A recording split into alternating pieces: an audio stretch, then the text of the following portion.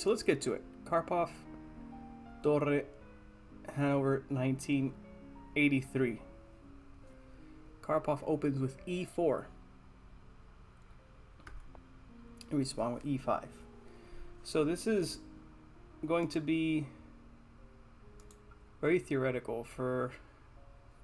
It'll be very theoretical for the first few moves or so. We won't go too much in depth because this is a lot of theory, and I'm guessing probably a lot of old theory. I left the I'm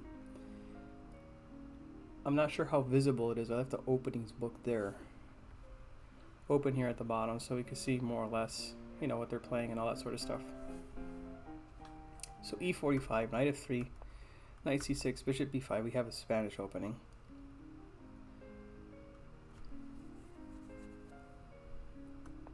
a6, obviously the most common move by a lot, right? The other option here being knight f6, which leads the game to the very boring Berlin defense. Very boring, but very, very complex. Nobody really understands what's going on. We'd like to think that it's probably mostly equal. So a6, bishop a4, knight f6, castles, bishop e7, rook e1, defending e4, b5, bishop b3. Heavily theoretical. d6, c3, castles. Still on move, going into move 9. There's 24,380 games just with h3, and this is a lead chess database. I don't think it's as encompassing as like mega database or anything like that. This is a lot of games in this position. And knight d7. So if we see here, lead chess is, this is the closed Lopez, the Karras defense. So we're going to probably see the knight swing back around to the queen side is what I'm guessing. I'm not an expert in the theory of this, but it seems like a very sensible plan. Maybe somewhere down the line, move the king over, some f5 stuff, something like that. I don't know. We'll see. I haven't seen this game yet. So d4, knight f6, or not knight f6, excuse me, bishop f6. Adding more support to the center here. Maybe at some point even putting some pressure on d4. I don't think they're really ever going to take, or at least not for the time being. It's always good to add some pressure to the center and attack those strong central pawns.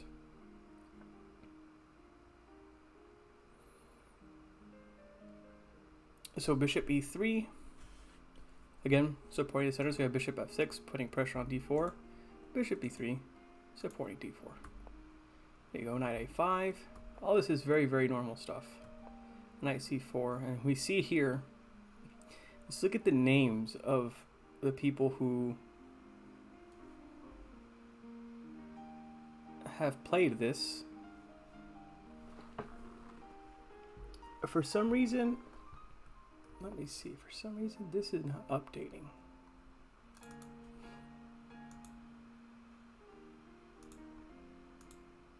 There we go, now it's updated, right? Yeah. So it's Caruana versus Adivan, Anand versus Fiddler, Morozevich, Ponomaryov, Ivanchuk, Karpov, Elvis, Fiddler, Racek, I guess is how you say that, Onishchuk. This is a game we're looking at now. Big names in this line, and the list just goes on and on and on. So yeah, this is definitely been played plenty of times. Bishop c1 might seem a little bit counterintuitive, right? Put the bishop here, and then you have to come back. But you really don't want to give up that dark squared bishop. It's really key for this knight. So apparently, or not apparently, eventually down the line, white is going to want to play b3, kick this knight out, and probably come back to e3, because for the time being, it is probably the best square for the bishop. So c5, you see it, maneuver makes a lot of sense here. So not only is a5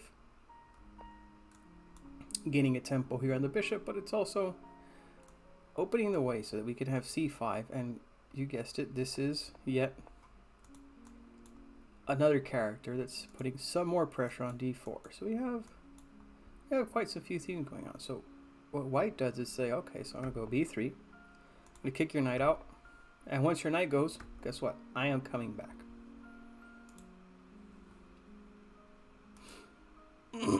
And here, I guess we could say we have our first official comment of the game.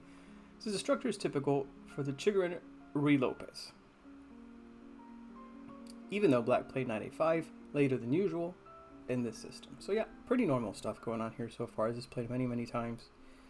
Karpov is pretty much, or was anyway, one of the leading experts in everything having to do with the closed Spanish.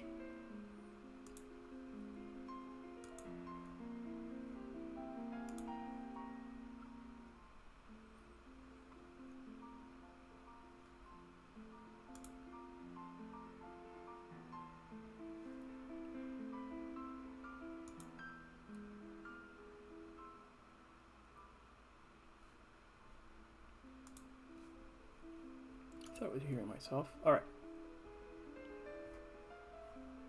Where are we?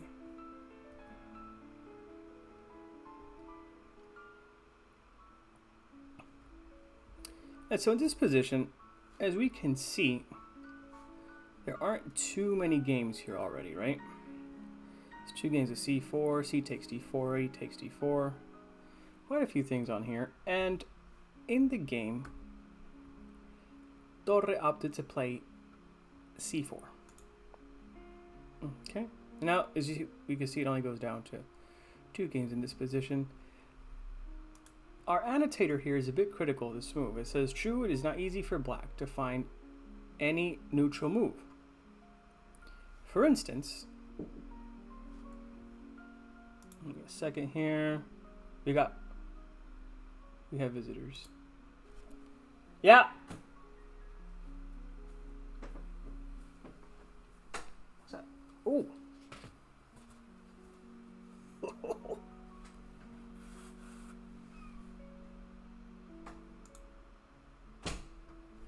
We have been brought food. We love food.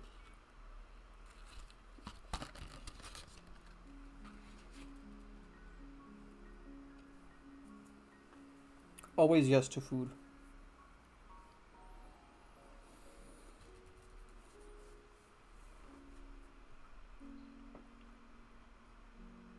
I have like mayonnaise on my mustache, don't I? Bishop b7. For instance, if bishop b7, white is entirely entitled to block the center with c5.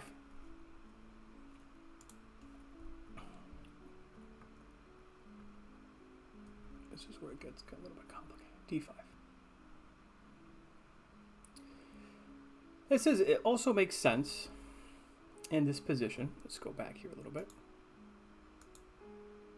So the bishop b7, something that we can try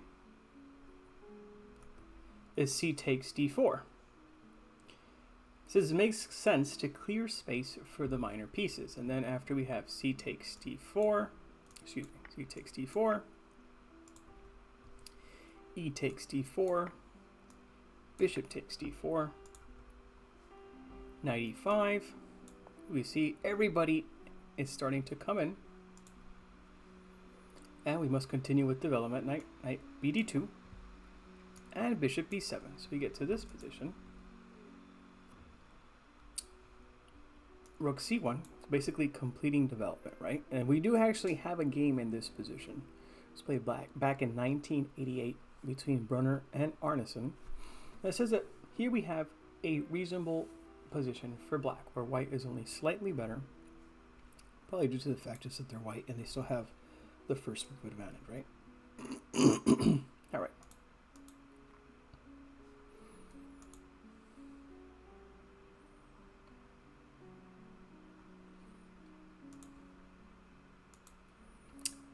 c4. The problem that our dear annotator has with this move says that this move is prematurely committal. And it is kind of fixing the structure here. So basically, Karpov now, what he does is he answers with d5.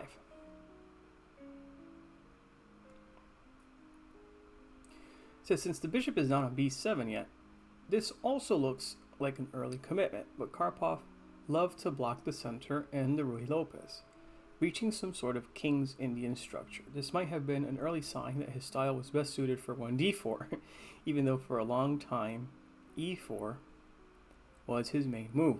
Makes sense, right? You want to play more close positions, you play d4 rather than e4. He was a beast at either one.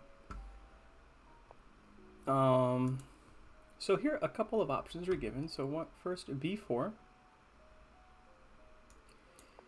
is a possible move that could have been played by white. b4, a5, right? Attacking the structure. See, black is continuously attacking the structure here. Knight a3, good developing move, hitting the pawn here on b5. And there's two things that you could do here. One is you could play bishop a6, and another one is that you can go a takes b4. Now, for instance, let's say that you decide to go a take. Oh my goodness, what have I done? Here we go, knight a3. A takes b4. Why does it keep doing that?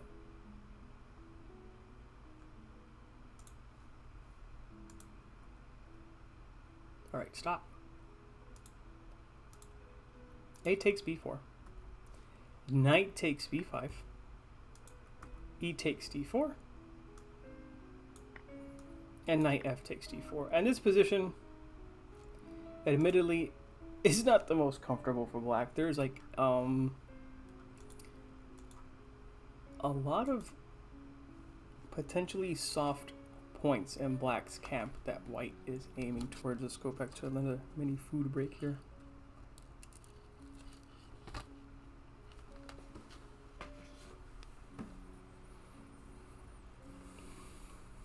Yeah, so d6 is weak, c6 square is weak, f5 is weak.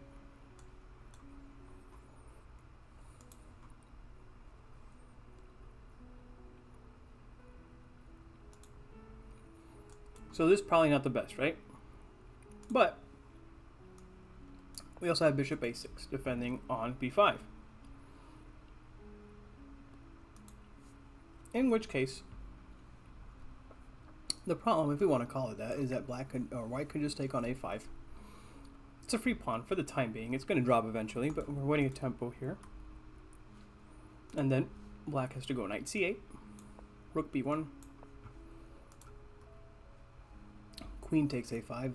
The pawn didn't last very long. Queen c1. Defending the knight, right? The knight really doesn't have any squares to go to. It's going to be interesting to see. And then, obviously, black plays knight e7, because if you go queen takes c3, this is a pretty bad move for one very simple reason. Let's give it a few seconds here in case somebody decides to rewatch.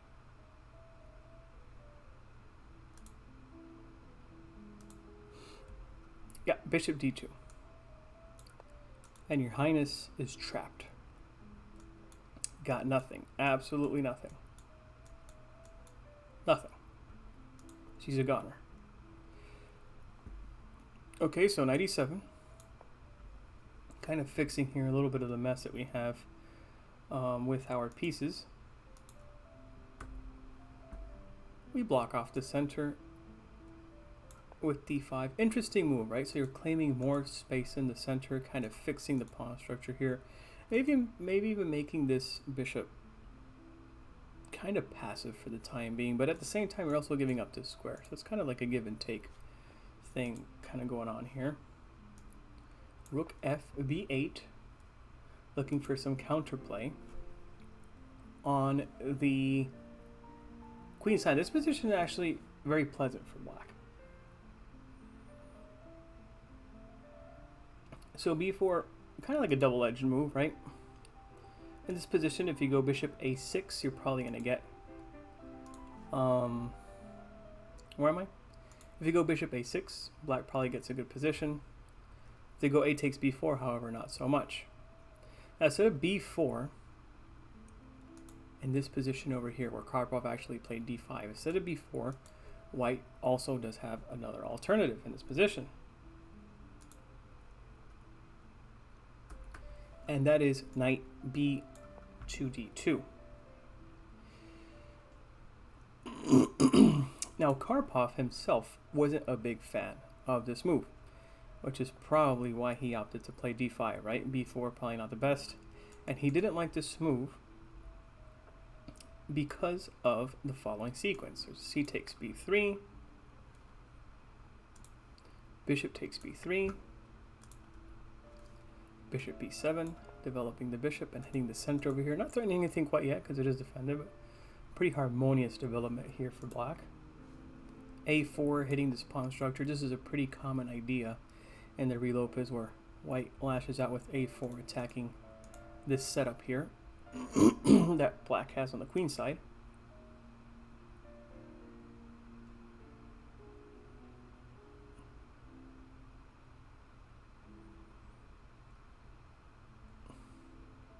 And so this position, all in all, play becomes more consistent from a strategic point of view after Karpov's last move. Important to note here, this move might seem a little bit weird, right? Bishop takes b3. Our annotator says that this is a small structural concession. But a takes b3 and queen c7, knight f1, queen takes c3. It kind of forces white to sacrifice the pawn. Knight g3, g6, rook c1, and queen c7. Now, our annotator claims that white's position is active enough, but still there is no clear-cut way to really prove that there's any sort of compensation here for the pawn.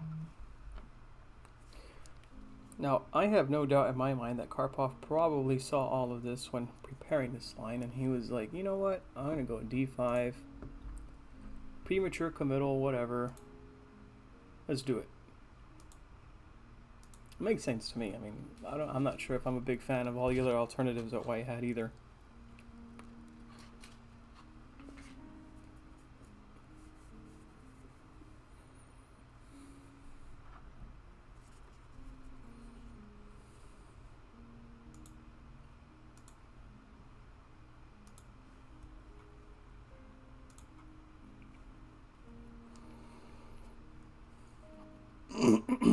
And now,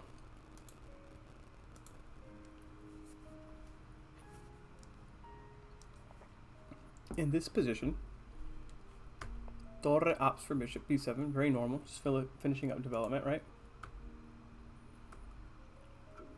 Seems to be a very natural move, yet our annotator, in case you're guessing who our annotator is, it's Grandmaster Mihail Marin from Romania, I think. Could be wrong. I'm pretty sure he's from Romania. It's a curious decision, but not a mistake yet. Black willingly develops the bishop on what is generally the most passive thinkable square. But as we will see, he could have made use of the pressure on d5 later.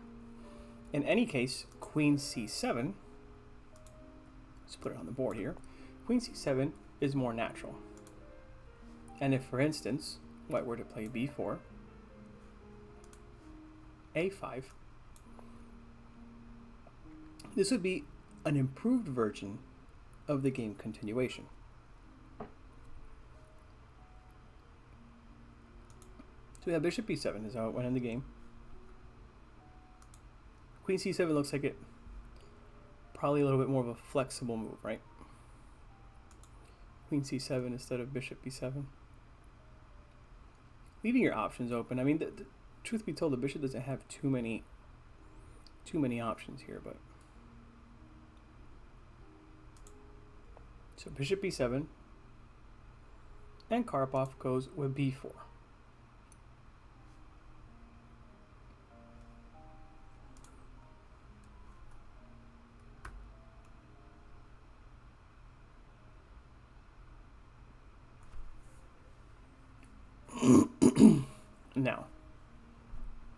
As you can see in the annotation, Torre goes for the move a5. Now a5, incredibly enough, is a mistake. It is a mistake. And it says, strategically, this looks like the right move, but due to the unfortunate bishop's placement on b7, white has a strong answer. Now black should have given some meaning to his previous move with kind of very hard move to spot here, but it makes a lot of sense, right? So basically the idea is the bishop is on b7. White has closed off the center here, so it's pretty solid for white. And right now it just seems like the bishop is headbutting into a wall. But if we could somehow find a way to start attacking the pawn chain to weaken it so that this bishop's influence here in the center together with the knight could start being of some importance. Now we consider that idea. This next move, which seems a little bit mysterious at first, makes a lot of sense. So instead of a5, bishop e7 would have been a very interesting move, with the idea that we're clearing the way to play f5 to attack the base here of the pawn chain and see if we could get, you know, like maybe f5, maybe knight f6, and get some counterplay rolling here against the center. Now we will see a5 is not the best move. Why? Well, actually, let me see here. Let me a second. Give me a second. Where are we? Oh, we actually have a line here. All right, cool stuff. So, where are we? Bishop e7. And this position, our annotator mentions two possibilities for white. So first off, we know that black's idea is that he wants to play f5. So the first thing that you can try and do is play g4. And be like, nope, I'm not going to allow it. It seems like a double-edged move, right? We're kind of weakening the king here. Though some people would argue that it's not really a weakness if it can't be attacked. And for the time being, anyway, black's pieces are very far away from our monarch friend over here. So g4, right? We have some ideas too. The knight might come here, the knight might come there. Then these two squares start looking very attractive. You have a lot of pieces here on the king side. He could live with these created weaknesses, right? So g4. Oh. And now there's going to be quite some lines here. The first option that black has is kind of the same thing that we were seeing with bishop e7, right? We want to attack the pawn chain. We want to attack the structure. The fight right now is for the f5 square, because from f5 we can debilitate white's center. Now g4 is a key player in all of this, so black has the option of going h5. To which white is going to do the same thing. We're going to start attacking the structure here on the queen side. So a4, h takes g, h takes g, knight f6,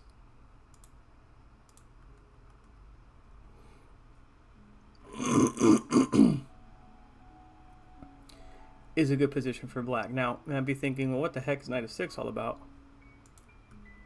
I thought we wanted to clear the way to play f5, right? Well, f5 is going to be a little bit difficult to play with these two guys here now, but we do a little bit of a change of plans. Knight f6, attacking the very weak pawn on g4. And now all of a sudden you're going to have to start thinking how you want to defend this guy. Do you want to push? Do you want to clear the way with the knight so that the queen hits? Eventually queen d7 is probably going to come into play. We could bring in the rooks. Interesting ideas, maybe like h6, king g7, rook h8 might be a thing. So all of a sudden white's king side is very weak. So that is an interesting option in and of itself.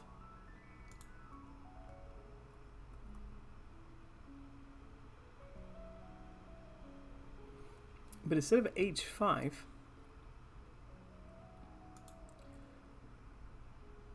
black could try a less violent move on the king side. and he can attack the chain on the other side of the board, and he can actually try to go with a5, to which now this idea isn't as strong as what we're going to see in the game, because knight takes a4, b takes a4, or bishop takes a4 rather, bishop b takes a4. My goodness, so confusing.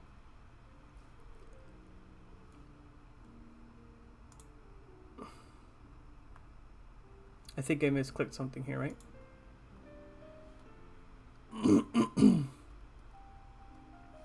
Oh, very clever. So bishop takes a4, and actually this move. This is pinned. Very nice. Very, very nice. I overlooked that. All right, c takes b4. Rook takes a4. Rook takes. B takes. Queen takes. And now that kind of the tension here on this side of the board has somewhat been resolved, we move to the other side with h5. And knight fd2, gunning for here. Knight f6, putting some more pressure. And f3, what an ugly looking move, right? f3, but you got to support your pawn somehow. H takes g4. H takes g4, and now black has a pretty strong shot here in the center.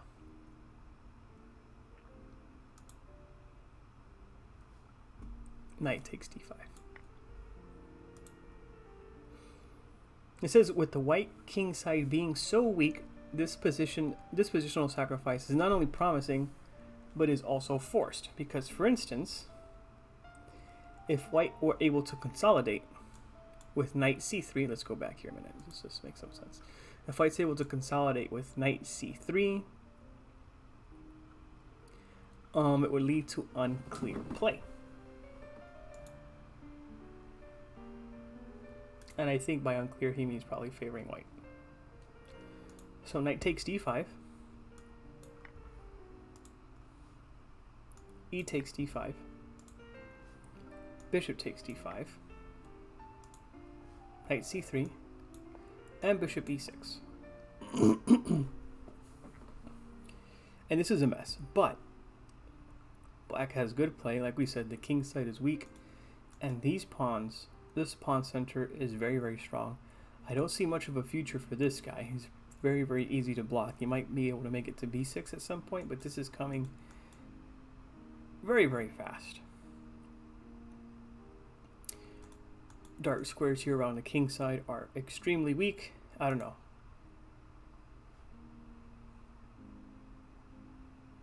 In any case, this is a mess. Let's see what our dear engine friend says here in the position. Very difficult to play. So if you're black, you're down a piece and the engine's only given 0.1, 0.1, now it's at 0.0. Very, very difficult to play. All three resorts are possible. Results, not resorts. All three results are possible here. Anyways, you can see this is a very different game that could have been than what actually happened. All of these lines just to say that a5 is probably not the best move, and we should have gone with bishop b7 with a more consistent plan related to this move of putting more pressure on the pawn chain in the center. a5, and now Karpov as a very strong reply here with pawn to a4, and now we're going to see why this is such a problem. So a4 is actually marked as a good move due to the bishop's poor placement on b7, this guy over here. This counter break is very effective. It also solves white's only problem, which is his delay in development. Suddenly, new horizons open up for the rook on a1 and the knight on b1, and we're going to see why. What's going on with this? So in the game, Torre opted for b takes a4. But, as always, there are several options here. First one, I think probably the first one that pops to mind, I guess, is a takes b4. So if a takes b4, says this leads to pretty similar play as what happened in the game. A takes b4, c takes b4, b takes a4, bishop takes a4, queen to c7, and just here very simply, knight c3. So kind of like what we were saying. White pretty much finishes his development without any problems. Knight c3 is very good. The rook is very active on the a file, although it is being contested here by black's by the counterpart on black's side. Knight b5 might be a move that's coming in. d6 is a little bit weak. f5 is a little bit weak. c4 might be an issue after moves like knight d2, queen c2. So a lot of things going on here, which favor white. This position is annotated as clearly better for white.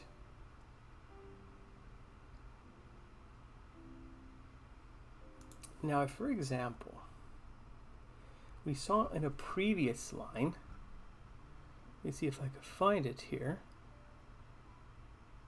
in this position, where black played bishop a6 and he had a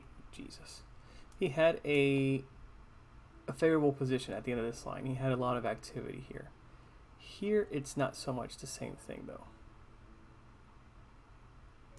In this position, if you were to try and go for the same thing and play bishop a6, it's not quite the same. We're going to see why. So white can start off with a takes b5, right? Bishop takes b5.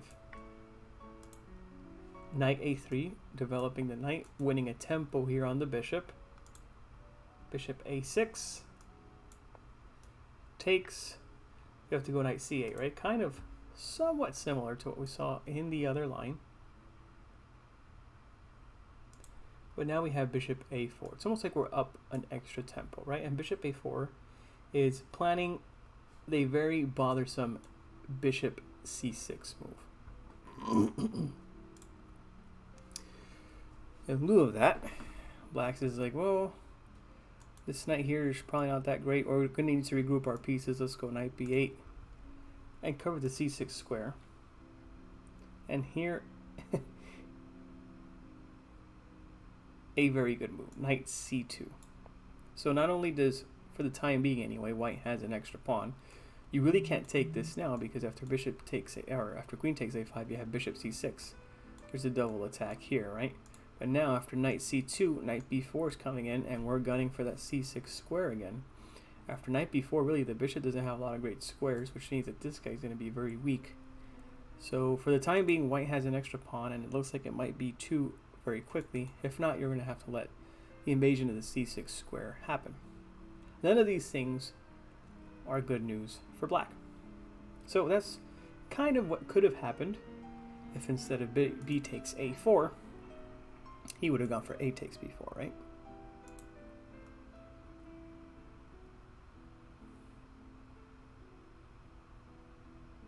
Or a takes b4, yeah, or bishop a6, correct, yes. So instead, he has to play somewhat sad looking, to be honest. b takes a4. He's already starting to get a little bit outplayed here on the queen side, who's seen some not great play.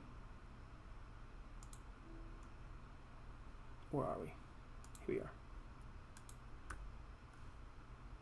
So naturally, Karpov responds, right, with bishop takes a4.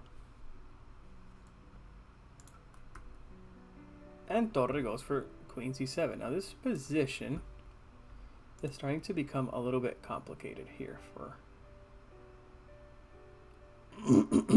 for our friend. So for instance, let's say this, instead of queen c7, per usual, we have a few options here. So bishop e7, right? We saw this before.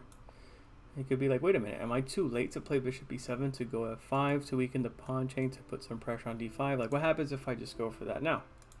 That doesn't quite work now because the bishop is already out on a4, and white can start doing some damage of his own on black's structure. Specifically, the pawn on c4. So bishop b5, a very strong move.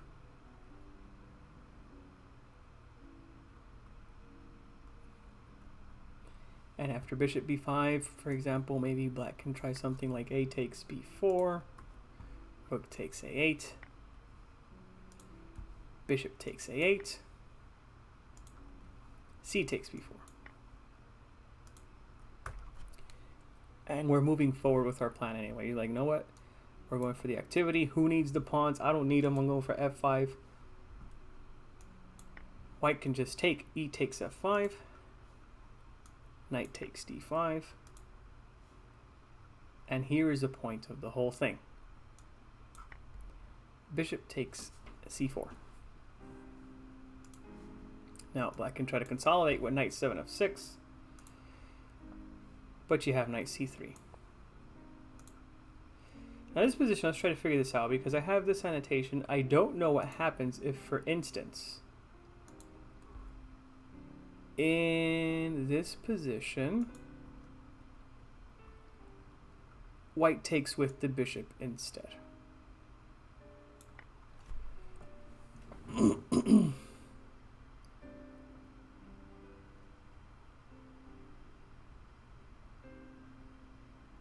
That just blunders a piece. That just blunders a piece. Bishop takes d7, right? Well, yes, it blunders a piece. So for instance, bishop takes d7. So the idea is if you go knight takes d7, there's queen takes d5, check. If you go queen takes d7, there's bishop b6. And you might think, well, there's an intermediate move here, an intermezzo. Bishop takes f3. Well, not so fast. We have bishop e6, check. King moves. Queen takes f3. And all of a sudden, we're up an entire piece. So that's why you can't go. That's why you can't go bishop takes d5, and you have to go knight takes d5. In either case, this is also awful because the bishop takes c4, and you're practically losing material here as well. So this is very rapidly getting very bad for black. So you can't even try bishop e7 in this position. So what about a takes b4, right? So let's just go a takes b4. How is this for an option? Pretty direct stuff here. C takes b, knight takes a4, rook takes a4, rook takes a4, queen takes. This line is fairly simple, yet very clearly good for white. The pawn is blockaded. A lot of weak squares here on the queen side. This guy's getting to b6 really quick. The rook can swing around. The knight can swing around. It's just very, very easy play for white.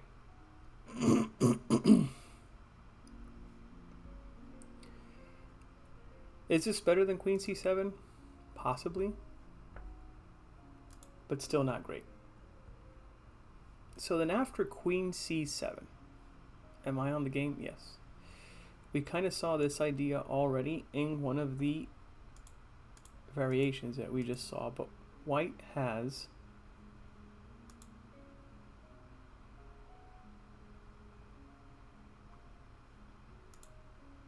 a very strong response here.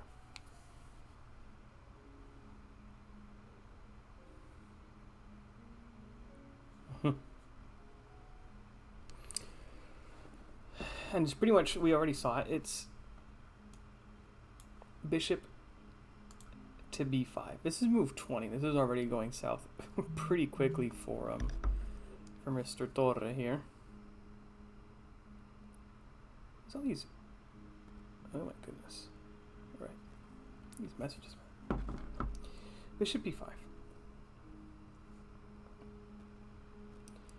With the current piece configuration from the black pieces, the bishop is invulnerable here on b5. Pretty much there's just no way of attacking it. The last move attacks a5, forcing black to help white clear the c3 square for the knight. So bishop b5, you're forcing black to solve the tension here on the queen side with the pawn structure. So he's going to have to take, you're going to take back, right? Obviously, probably after taking on a8, because you don't want to hang the rook on a1. And then the knight just comes to c3. And basically, the white square complex here on the queen side for black is really beginning to suffer. Plus, this c4 pawn here is starting to look very weak, because not only is this move, not only does it help to clear the way for white's development, it's also attacking probably black's weakest point right now.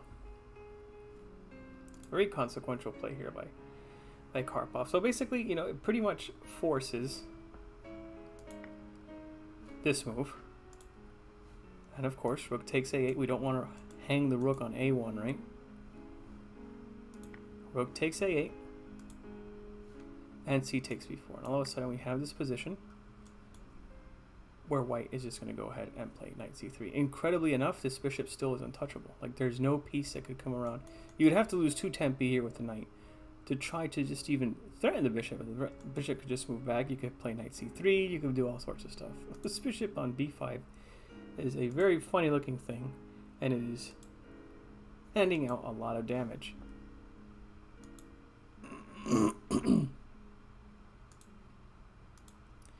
So yeah, c takes b4, and bishop b7.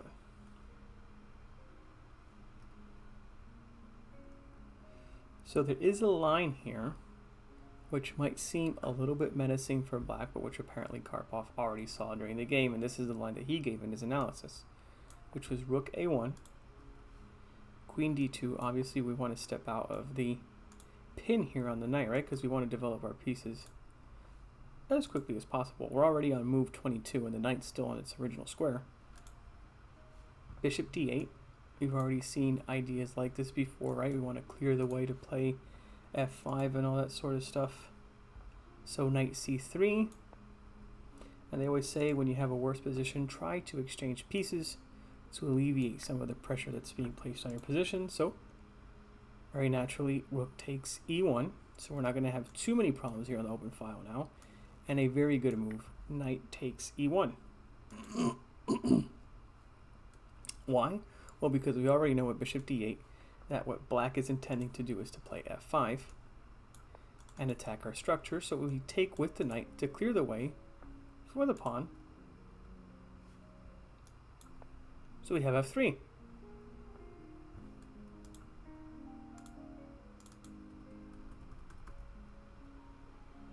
Which is a good move, but also we can consider here, instead of f3, is pretty sad when white can already play like this. E takes f5 is also very strong. For instance, knight f6, putting some pressure on d5, right, since we've already compromised our pawn structure here. Strong move. Bishop takes b6, queen takes b6, and knight c2. So bishop b6, obviously attacking one of the, eliminating, one of the attackers here of d5. And then the next move that's coming is knight e3. So not only is knight e3 adding additional support to the pawn on d5, not only do we already have an extra pawn here on f5, c4 is going to drop as well. So this is an utter disaster already for black. So for this reason, our boy Torre just goes with bishop to e7. Rook a1 doesn't work. When I see these lines, right, like I ask myself a lot of times, did the players actually see all this in the game, or are they just playing more on feel the position? They just know that rook a1, you know, you're worse. So what justification do you have to play attacking moves like rook a1? Or did he actually see these lines and was like, no, I'm actually going to go bishop e7?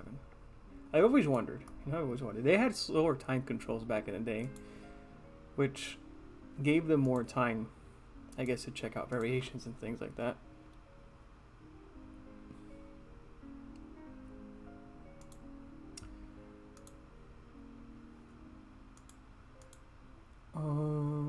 Where are we? I lost the game.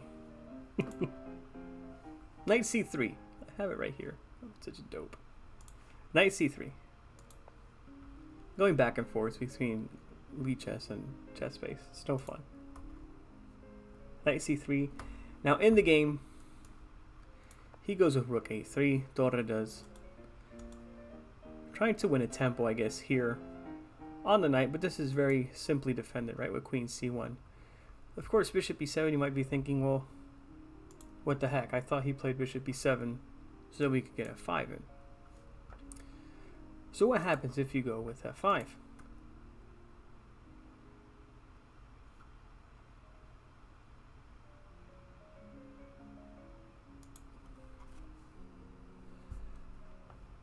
Bishop takes d7. Very, very simple. You have to take with the knight, right? If you take with the queen, you're hanging this guy over here. So knight takes d7. And then just takes on f5. You have an extra pawn. This guy's still weak. Nobody's attacking him. Even if the knight comes around to b6, I already have two defenders on d5. Very, very worst case scenario. I could always eliminate this guy. This guy's still weak. It's just bad. Bad. This is clearly better for black. Maybe he could have somewhat defended this, right? But Torre is like, no, I'll pass. I'm going to go rook a3 instead. To which Karpov very, very simply defends with queen c1. Attacking the rook, hitting the knight.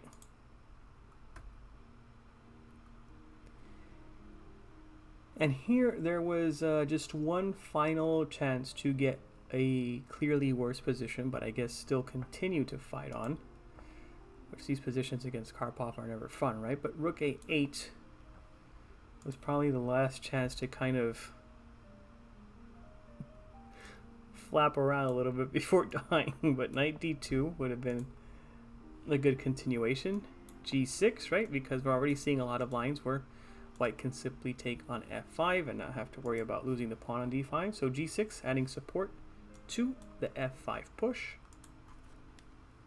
Queen c2, a move that makes a lot of sense. You add support to f5. I'm going to do the same thing as well. I don't want you to play f5. King g7 and rook c1. So what a great move, a multi-purpose move. Not only is it eyeing the f5 square, but it's also putting some more pressure on the c4 pawn. So I guess at some point in this variation, white would go for something like knight e2 maybe and knight g3 to go ahead to f5, and then opening the way here for the heavy pieces to add more pressure onto the c4 pawn, which is eventually going to drop. It's a very simple play. Like when you look at it, it's like, wow, this is like simple stuff. It makes so much sense. But when you actually sit down at the board and you try to play in this fashion, you just realize how freaking difficult it is. In any case, that squeeze never occurred because Torre played rook b3, which happens to be a bad move. He's self-trapping his own rook after the very simple move knight d2. Like, where does he go? It's done. He's over. Right? Because... oh, I did the same thing again, didn't I? I clicked on the wrong one. The b3, knight d2, because if you go with rook takes b4, queen a3. Queen a3, and it's game over. You have to do something like rook takes b5, knight takes b5, and it's just an exchange. You have one pawn for the exchange. That pawn is about to drop. The rook is coming into c1. d6 is still weak. You can't defend everything. This is game over, right? So rook b4 doesn't quite work. So after knight d2, he tries for f5. The last attempt, I guess, before resigning. And this knight takes b3. C takes b3. E takes f5. And this is already just an extra exchange. And you have nothing. you have nothing to compensate for it. b3 isn't a fall. You have an extra pawn. d5 doesn't look like it's going to fall anytime soon. You could try knight f6 if that's what happened in the game. White goes bishop c6. What a move, right?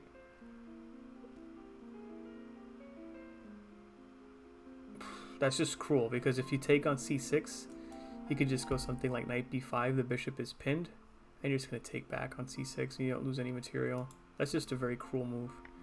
b2, queen takes b2, knight takes d5, takes. And our boy Torre said, okay, that's good, I've had enough. In case what we're wondering what the final evaluation for this position is, it's not good. It's not good for black. So this is completely winning. This is again not updating, right? Let me see here. I wonder why it does it.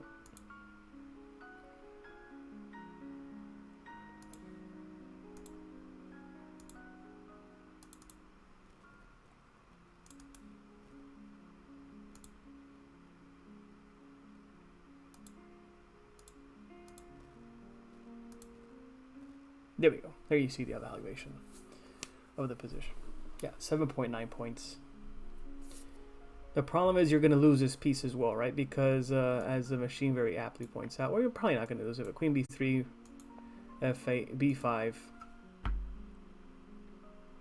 Very, very bad. What a game.